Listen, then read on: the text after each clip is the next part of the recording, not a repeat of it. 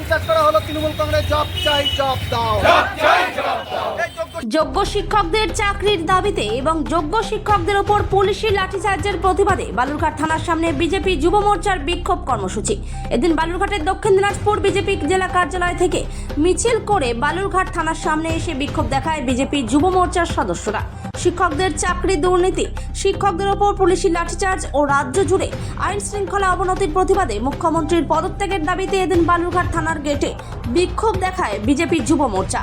অপ্রীতিকর ঘটনা এড়াতে বালুরঘাট থানার সামনে বিশাল পুলিশ বাহিনী মোতায়েন করা হয়। আপনারা সকলেই জানেন যে সমাজের যে মেরুদণ্ড যে শিক্ষকদের উপরে আর এই স্বৈরাচারী তৃণমূল কংগ্রেসের আর লোভ লালসার জন্য যারা যোগ্য শিক্ষক তাদের চাকরি চলে গেছে, তারা একটি জায়গায় প্রতিবাদ করতে গেছিল, সেখানে পুলিশ তাদেরকে নির্মমভাবে লাঠিপিটা করেছে এবং বিভিন্ন জায়গায় প্রাইভেট পার্টে পুলিশ তাদেরকে আঘাত করেছে।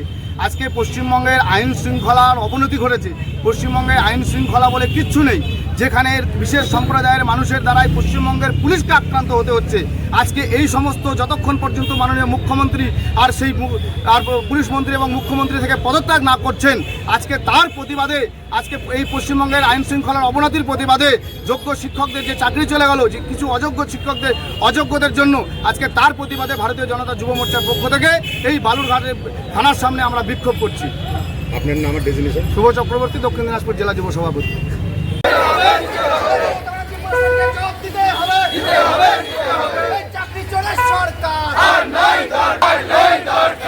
যোগ্য শিক্ষকদের কেন লাঠিচার্জ করা হলো তৃণমূল কংগ্রেস জব চাই জব দাও।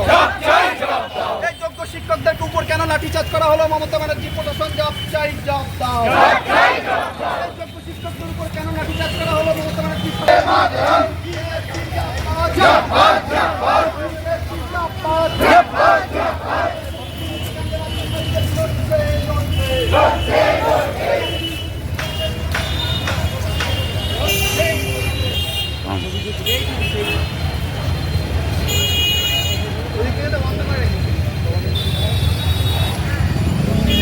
আমাদের কাউন্টার লক্ষ্য কাউন্টারে পাচ্ছি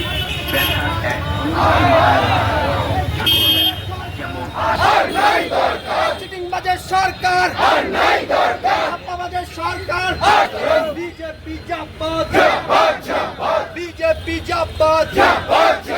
যোগ্য শিক্ষকদের উপর কেন এই চিটিংবাজের সরকারকে এই কারণে জানায় হায় হায়, মমতা ব্যানার্জি সরকারকে এই কারণে জানায় হায় হায়। যোগ্য শিক্ষকদের চাকরি ফিরিয়ে দেওয়ার দাবিতে বালুরঘাট টাউন যুব মোর্চা লড়ছে, লড়বে,